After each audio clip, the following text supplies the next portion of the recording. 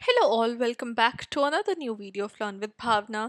हम कर रहे हैं assignment for July 24 and Jan 25 intake session students, जिसमें कि we have move to your subject 3 that is MSO O 003। हमने ऑलरेडी MSO 001 एंड 002 कंप्लीट कर दिया है and now we have moved on to sociology of development. उसका भी question 3 है। ये क्वेश्चन 1 एंड 2 ऑलरेडी कंप्लीट हो चुका है। अगर आप और डिटेल्स चाहते हो रिगार्डिंग असाइनमेंट तो आप क्वेश्चन 1 देख सकते हो हर एक सब्जेक्ट का, क्योंकि मैंने क्वेश्चन 1 में ही सारी डिटेल्स दी हैं।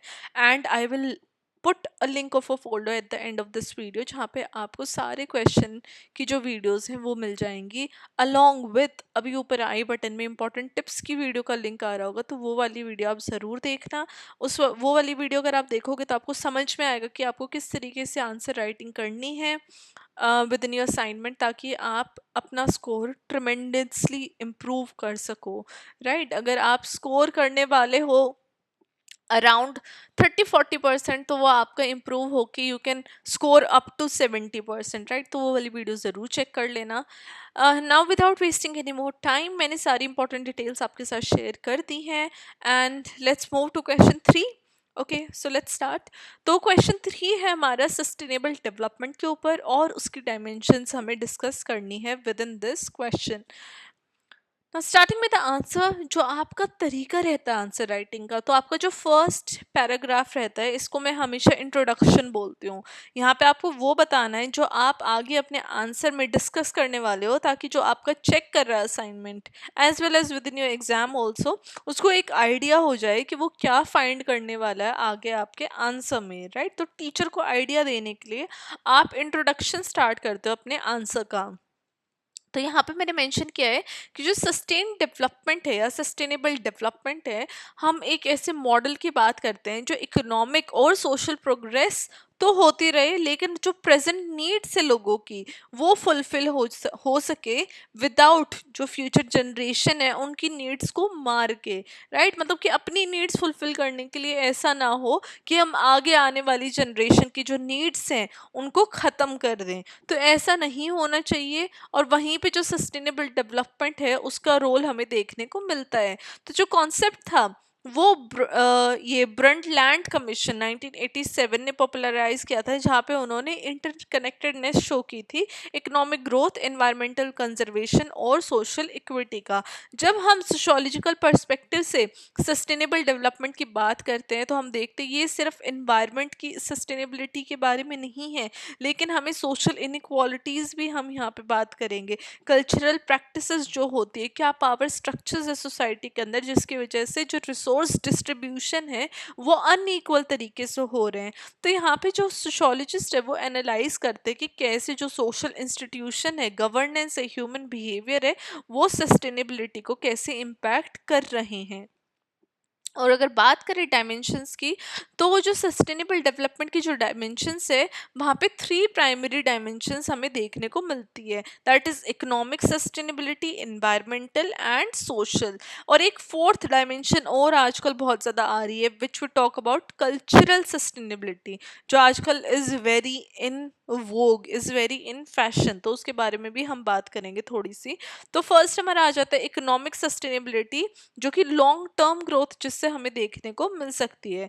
तो इकोनॉमिक सस्टेनेबिलिटी के अंदर हम बात करते हैं कि एक स्टेबल इकोनॉमिक ग्रोथ हो जहाँ पे जो इनइक्वालिटीज़ है और इन्वायरमेंट जो खराब हो रहा है वो कम से कम हो। यहाँ पे हम रिस्पॉन्सिबल ठहराते हैं कंपनीज़ को, चीज़ों को उनके प्रोडक्शन के लिए, और फेयर लेबर प्रैक्टिसेस हो और रिसोर्सेज का एक एफिशिएंट तरीके से यूज़ हो।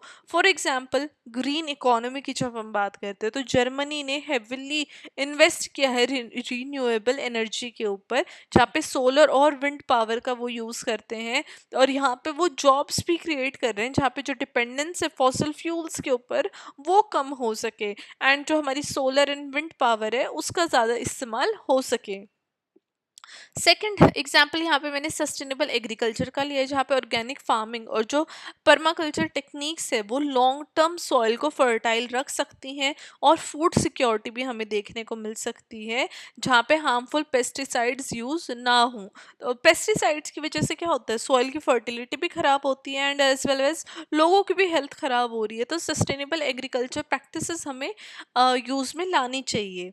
वहीं पे जो इसकी क्रिटिक्स है वो बोलते हैं कि जो अनरेगुलेटेड कैपिटलिस्ट इकोनॉमी है वो शॉर्ट टर्म प्रॉफिट की बात करते हैं रैदर देन सस्टेनेबिलिटी की, जिसकी वजह से जितने भी नेचुरल रिसोर्सेज हैं उनकी ओवर एक्सप्लोइटेशन हो रही है और हमें इकोनॉमिक डिफरेंसेस भी डेली बेसिस के ऊपर देखने को मिलते हैं ना। सेकंड आ जाता है हमारा dimension, that is environmental dimension या फिर एनवायरमेंटल सस्टेनेबिलिटी, जहाँ पे हम नेचुरल रिसोर्सेज को प्रोटेक्ट करने की बात करते हैं। अब इन्वायरमेंटल सस्टेनेबिलिटी बात करती है कि पॉल्यूशन को कम किया जाए, बायोडाइवर्सिटी को कंजर्व किया जाए और इको फ्रेंडली टेक्नोलॉजीज़ को अडॉप्ट किया जाए या फिर यूज़ में लाया जाए। तो ये डायमेंशन शो करते हैं कि एक बैलेंस डेवलपमेंट होनी चाहिए, जहाँ पे हमें इकोलॉजिकल प्रिजर्वेशन के ऊपर भी ध्यान देना चाहिए। अब यहाँ पे मैंने फर्स्ट एग्जाम्पल लिया है क्लाइमेट चेंज पॉलिसीज़ का। अब जो पेरिस एग्रीमेंट हुआ था 2015 में, उसने एम किया था कि वो ग्लोबल कार्बन एमिशन को रिड्यूस करते और क्लाइमेट चेंज लेके आए, जहाँ पे इंटरनेशनल कोऑपरेशन की उन्होंने मांग की थी ना। वहीं पे सेकंड एग्जांपल हमारा आ जाएगा सस्टेनेबल अर्बन डेवलपमेंट का, जहाँ पे जो सिटीज़ है कोपेनहेगन और सिंगापुर जैसी सिटीज़ ने ग्रीन इंफ्रास्ट्रक्चर को लागू किया है, जैसे बाइक लेन्स बना देनी और एनर्जी एफिशिएंट बिल्डिंग बना देनी, ताकि वो अपना इकोलॉजिकल फुटप्रिंट है उसको रिड्यूस कर सके। वहीं पे जो क्रिटिक्स हैं वो बोलते हैं कि जो ऐसी कंट्रीज़ है जो डेवलप हो रही हैं या फिर डेवलपिंग कंट्रीज़ हैं, वो एक स्ट्रिक्ट एनवायरमेंटल रेगुलेशन लानी चाहिए, और ये जो स्ट्रिक्ट एनवायरमेंटल रेगुलेशन है वो कहीं ना कहीं इकोनॉमिक ग्रोथ कम कर देती है कंट्रीज़ के लिए, जहाँ पे वो इंडस्ट्रियलाइजेशन के ऊपर ज़्यादा फोकस रहता है कंट्रीज़ का डेवलप करने के लिए, और वो इस वजह से कहीं ना कहीं पीछे छूट जाएंगे इकोनॉमिक ग्रोथ की साइकिल में, जो कि उनको पॉवर्टी से नहीं निकलने देगा या फिर उनको डेवलप्ड नहीं होने देगा ना। थर्ड आ जाएगा हमारा social sustainability, that is equity and inclusion. When we talk about social sustainability तो हम बात कर रहे हैं कि इक्वल एक्सेस हो रिसोर्सेज की, अपॉर्चुनिटीज़ की और राइट्स की। यहाँ पे हम poverty education as well as poverty reduction, education, health care और जेंडर इक्वालिटी की मांग करते हैं।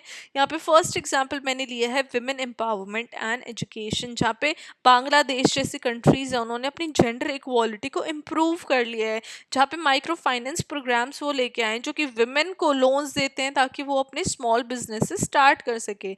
अब सेकेंड एग्जाम्पल मैंने यहाँ पे लिया इंक्लूसिव अर्बन प्लानिंग का। अभी जो कॉन्सेप्ट है यहाँ पे हम 15 मिनट सिटीज़ की बात करते हैं, जहाँ पे ऑल एसेंशियल सर्विसेज एक शॉर्ट वॉक या बाइक राइड में हो, rather देन लोग छोटे से काम के लिए भी गाड़ी उठा के बाहर निकल रहे हैं, जिसकी वजह से देखो एक तो रिसोर्सेज भी इक्वली लोगों के पास होंगे अर्बन एरियाज़ के अंदर, और उसकी वजह से जो हमारा ये जो कॉन्सेप्ट है कि छोटी छोटी चीज़ों के लिए बाइक लेना या फिर गाड़ी उठा के निकलना, वो सारी चीज़ें भी हमारी कम हो जाएंगी, जो कि एक सस्टेनेबल एनवायरनमेंट की तरफ हमें लेके जाएंगी। अब जो क्रिटिक्स है वो बोलते हैं कि जो सोशल सस्टेनेबिलिटी प्रोग्राम है वो बहुत ज़्यादा अंडर फंडेड है, उनके पास सफिशेंट फंड ही नहीं है, उनके पास बहुत ज़्यादा उनको सिस्टमेटिक इनइक्वालिटीज़ का फेस करना पड़ता है, चाहे वो कास्ट बेस्ड डिस्क्रिमिनेशन हो, जो कि एजुकेशन और एम्प्लॉयमेंट में एक्सेस लोगों को आज भी कम्प्लीटली नहीं है ना। फोर्थ डायमेंशन यहाँ पे हमारी आ गई, दैट इज कल्चरल सस्टेनेबिलिटी, मतलब कि हेरिटेज और अपनी आइडेंटिटी को प्रिजर्व करने की बात यहाँ पे आ रही है, कल्चर की, राइट। ये तो आपको नाम से ही पता चल रहा होगा। तो कल्चरल सस्टेनेबिलिटी के अंदर क्या है, डेवलपमेंट ऐसी हो जो कि लोकल ट्रेडिशन, लैंग्वेज और आइडेंटिटी को खराब ना करे।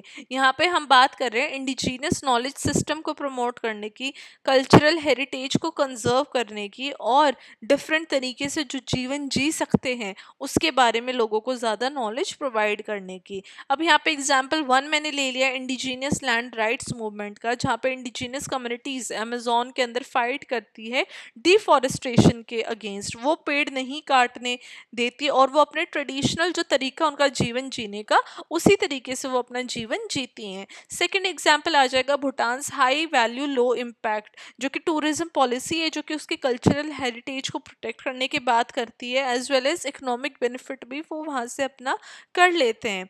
और जो क्रिटिक्स है वो बोलते हैं जो कल्चरल सस्टेनेबिलिटी है वो कई बारी ओवरलुक कर दी जाती है, क्योंकि वो इकोनॉमिक और एनवायरमेंटल गोल्स को फेवर करे, जिसकी वजह से कल्चरल कहीं ना कहीं पीछे छूट जाता है ग्लोबलाइजेशन के चक्कर में।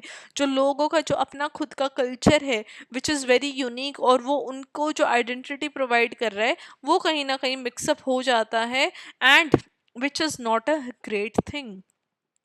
अब लास्ट में हमारा कंक्लूजन आ जाएगा। Again conclusion is very important part of your answer. आपको कहीं भी कंक्लूजन मिस नहीं करना है। अपने आंसर में आपको कंक्लूजन लिखे बिना अपना आंसर एंड नहीं करना है। तो यहाँ पे मैंने कंक्लूजन में मेंशन किया कि when we talk about sustainable development, तो हम एक होलिस्टिक अप्रोच रिक्वायरमेंट की बात कर रहे हैं, जो इकोनॉमिक ग्रोथ के साथ साथ इन्वायरमेंट को प्रोटेक्ट कर सके, सोशल इक्विटी ला सके और कल्चर को भी प्रिजर्व कर सके। जितने भी ग्लोबल एफर्ट्स बनाए गए हैं United nation sustainable development goals, that is SDGs के द्वारा, वो एम करते कि इन डायमेंशंस में एक बैलेंस आ सके, और जितने सारे चैलेंजेस हैं, जब वो कॉरपोरेट इंटरेस्ट हो, पॉलिटिकल पार्टीज का सपोर्ट ना मिलना हो, या फिर सोशो इकोनॉमिक इनइक्वालिटीज हो सोसाइटी में, उसको हट के there can be a balance between all these dimension. अब ये जो सोशोलॉजिकल अंडरस्टैंडिंग हमने जो जानी है सस्टेनेबल डेवलपमेंट की, वो हमें हेल्प करती है कि हम सस्टेनेबिलिटी को अंडरस्टैंड कर सके,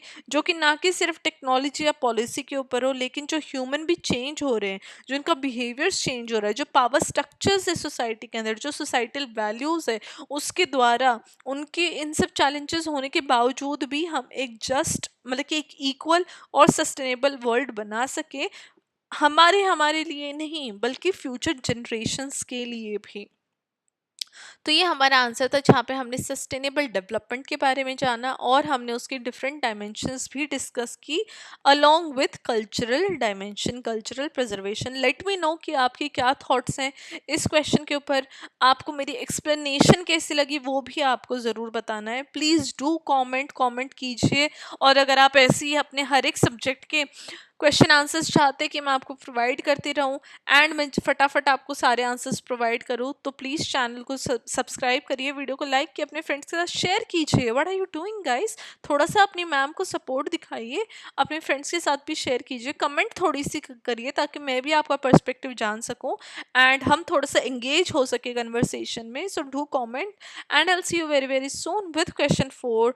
till then keep on studying, keep on writing your assignment. I hope आप सब बहुत अच्छा स्कोर करें अपने असाइनमेंट्स में। I will see you very very soon. Bye.